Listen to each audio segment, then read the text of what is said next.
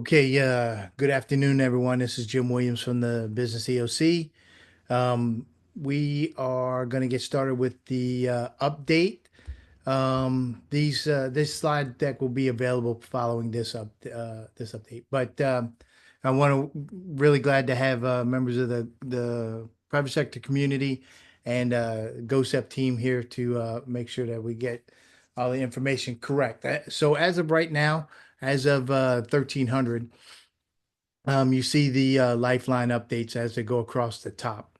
Um, from the state climatologist Jay Grimes, this has become, excuse me, the second coldest day in meteorological records. There were multiple reports of single digit temperatures as of this morning. The snow totals from Tuesday were significant, with the majority of them being in, or the most significant ones were being in the Acadiana area. There was a report of 13 inches in Grand Coteau, 11 inches in the Lafayette area, and multiple other areas in the general Acadiana area. Um, there was as much as 7 inches in Baton Rouge and as much as six as far east as New Orleans. Basically, from the coast to about Opelousas, there's white stuff everywhere. Um, the hard freeze conditions remain and will remain for the foreseeable future. It will be back down into the teens tonight. It will get above freezing on Thursday, but there is a chance for a refreezing on Thursday night going into Friday. And again, we may have some more freezing conditions over the weekend. Since the last update with GOSEP, the BEOC has been monitoring daily. There were no, we're very happy to report there were no attributable deaths to the freezing conditions over the last 24 hours. Moving to safety and security, right now there are 12 parishes that have issued curfews. If you have concerns about your area, or if you consider or considered an essential business, I encourage you to get with your local elected officials to make sure that you're on the same page as them and they want your organization open. Again, remember that there is no state entity that manages curfews. That is all managed at the local elected official and law enforcement level. So that's where you need to go for that. Um, I'm sorry, I made an error on under food and water. There are no pods open at this time, but there are 71 warming centers and five warming centers that are on standby. Additionally, there is a transitional center open for the unhoused in New Orleans. Two nursing homes across the state right now are on generator power. Both of them are in Vermilion Parish. And Department of Health, they are investigating one death, but they do not believe that it is attributable to the cold weather. Under the water systems, right now there are 12 systems that have outages. Of those 12, eight of them are in the Acadiana Lafayette utilities area. Um, Many of them are small systems. The sum total of the water systems that are outage are approximately 120,000 customers out of the one. Shucks, I don't have. I'm not going to say the number because I'm going to mess it up. But it's less than 2% of the state that is right now under water outages. There are 18 systems that are under boil advisories because of low pressure. Um, the power grid has held up nicely as of right now. There, unless you're one of the 4,000 folks that are without power, right now the number of outages across the state is very low, all things considered. Although there is concerns for brownouts in one of the smaller co-ops in Lower Cameron Parish. Um, there may be some rolling brownouts in that area. If you are affected or you have any concerns, by all means, you can contact us at the Business EOC. Right now, the emergency fuel team has been activated, but there are no missions currently. Under communications, there is one Elwyn tower that is out that will affect emergency official communications. There have been sporadic reports of cellular coverage loss, but when they tried to find out who the carrier was, it seems that the systems have resolved themselves. So as of right now, there are no cellular outages that we are aware of right now. But what I will tell you is that the cyber folks have made aware that there are spoofing and phishing scams that are going on. Bad guys will always look when we are uh, at our most vulnerable to try and scam people. So please advise your employees and your teams to be aware and know that there is no emergency response agency that will ever ask for you to gather gift cards. If you get one of those emails or you get a text like that, and it's supposed to be from somebody that you think is in charge, do not do anything with that. Call that person if you know them, and see if it's not a number that you recognize. More than likely, it's not the real deal.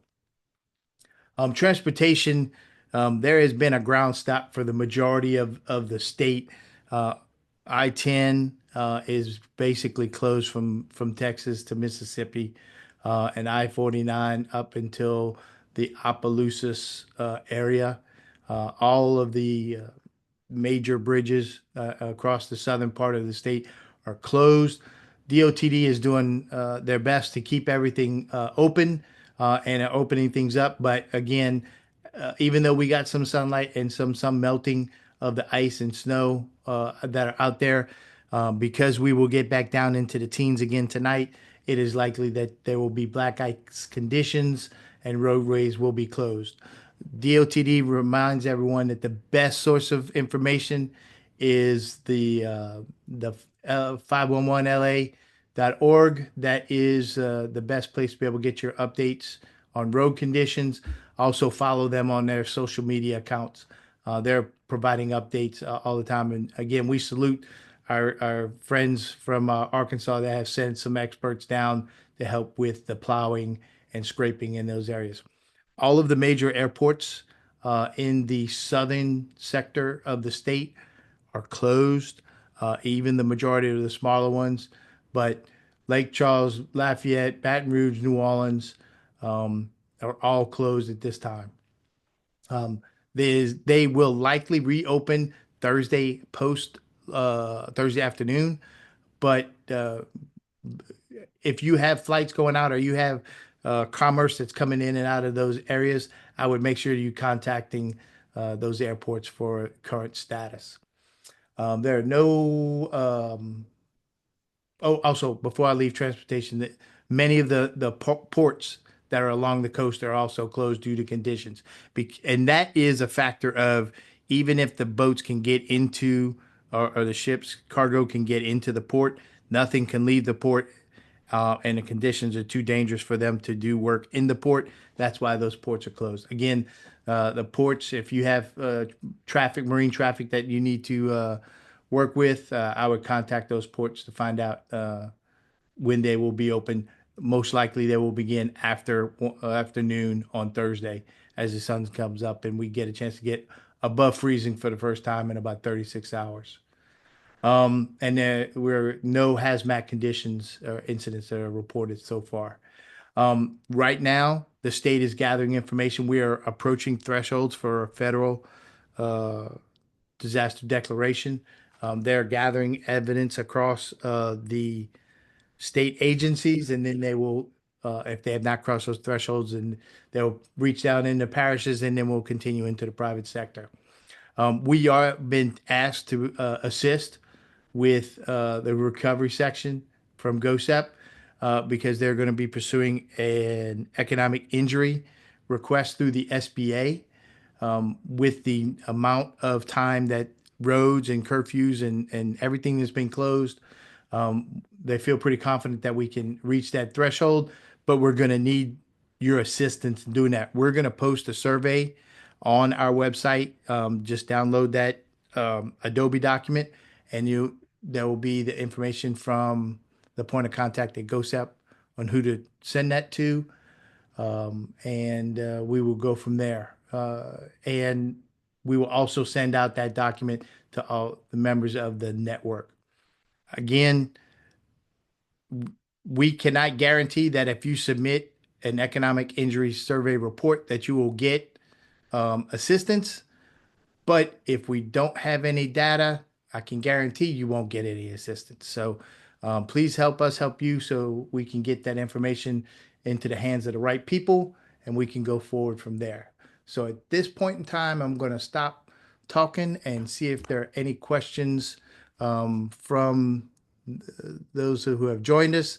If you would, please raise your hand and let me know what your question is and where you're from.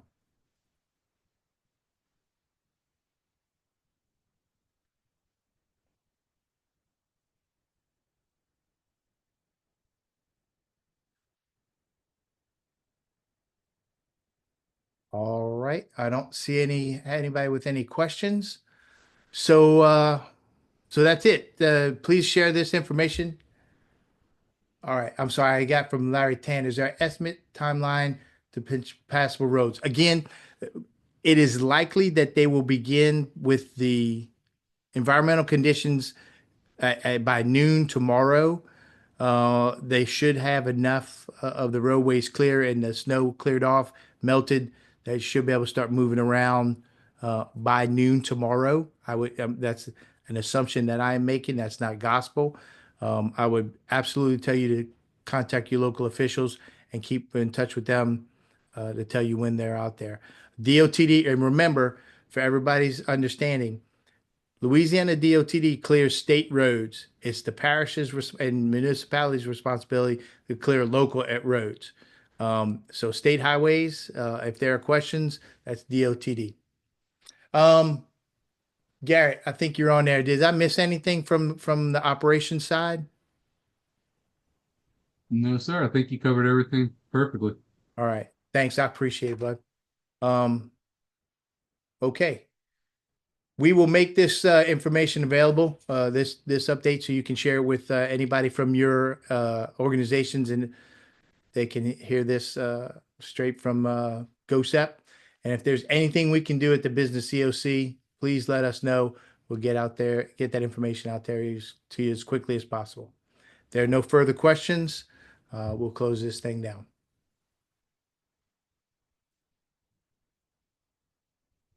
All right. Thank you very much. Appreciate your time.